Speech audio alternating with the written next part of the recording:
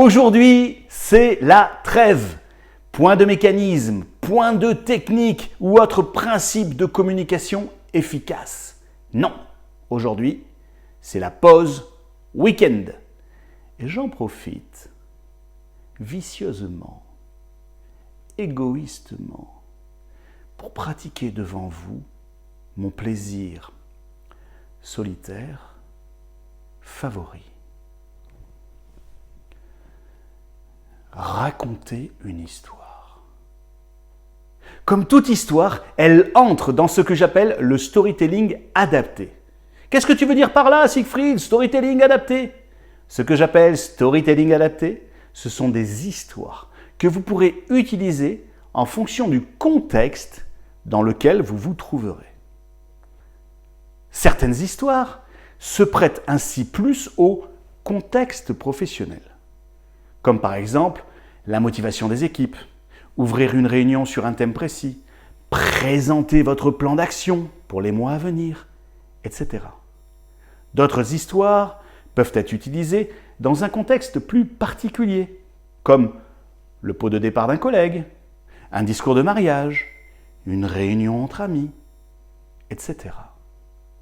Vous utiliserez ainsi, vous adapterez vos histoires en fonction du contexte dans lequel vous vous trouverez.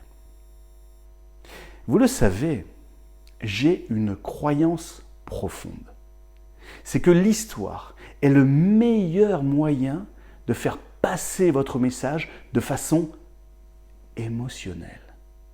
Il est l'élément le plus puissant pour faire passer les gens à l'action, les motiver, les inspirer.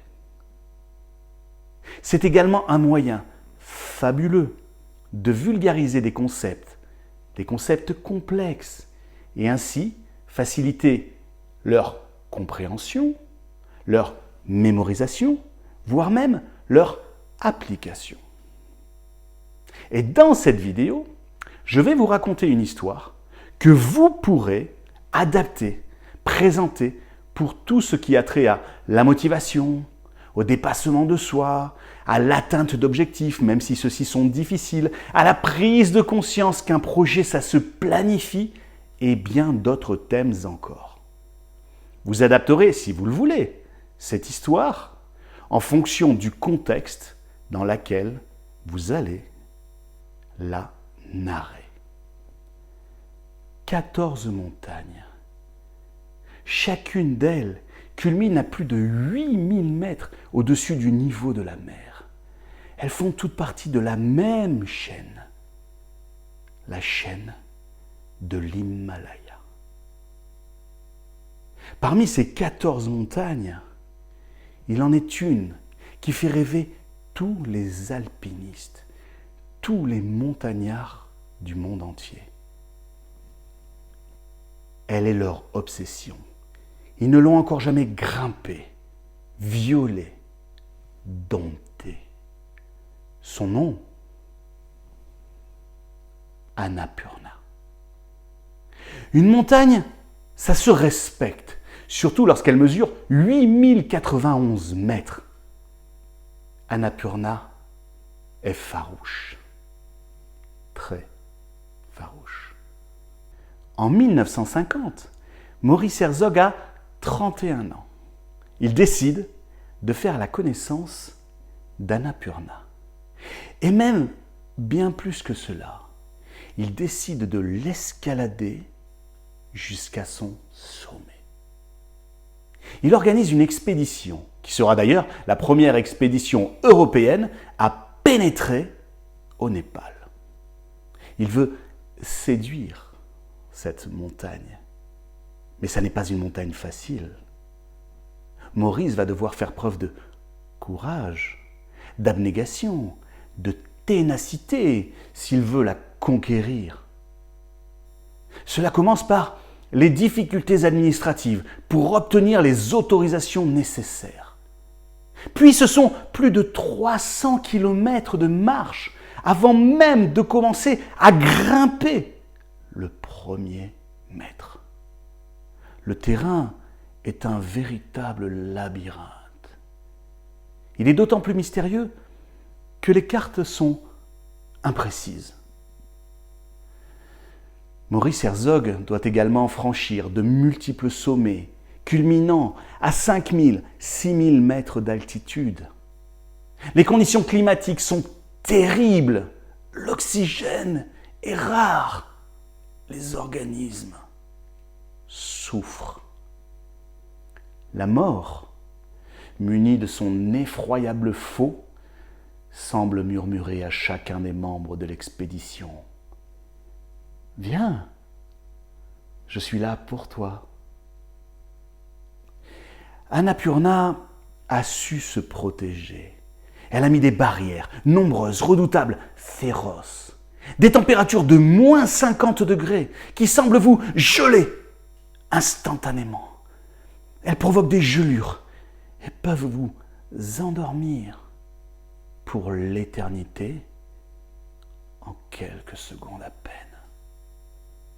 Des parois, des pics de glace, des avalanches, des crevasses profondes qui engloutissent, avalent l'imprudent ou le trop fatigué. Des tempêtes extrêmes avec des vents pouvant atteindre la vitesse inouïe de 200 km/h. Annapurna a tout prévu. C'est ce matin que Maurice Herzog décide de la monter. Il part à 6 heures du camp de base. Il marche, s'accroche, escalade pendant 8 heures. 8 heures pour parcourir les 700 derniers mètres et jouir enfin de sa victoire sur le sommet d'Annapurna. Ce 3 juin 1950, à 14 heures, il est le premier homme au monde à avoir pris pied sur elle. C'est la minute la plus importante de ma vie, de mon existence. Je suis heureux. Annapurna n'a pas dit son dernier mot. Dans un état d'extase, Maurice Herzog reste sur elle quelques minutes de trop. Il fait l'erreur fatale, grossière, folle de rester les mains nues en brandissant très haut le drapeau français. Annapurna se venge. Dans la descente, Maurice subit une tempête terrifiante. Il passe la nuit, inconfortablement installé, à l'intérieur d'une crevasse. Le lendemain, il rejoint le camp de base, tel un zombie sorti d'un mauvais film d'horreur. Les jours suivants, le retour est un calvaire. Maurice Herzog est amputé de tous les doigts des mains et des pieds. Lors d'une énième interview, où il évoque sa terrible relation avec Annapurna, il dit « Tout le monde voit ce que j'ai en moins, mais personne ne voit ce que j'ai en plus. » À tous ceux d'entre vous qui auraient cette tentation de devenir l'amant d'Annapurna, tendez bien l'oreille et écoutez ce qu'elle a à vous dire. Viens, je suis là, je t'attends.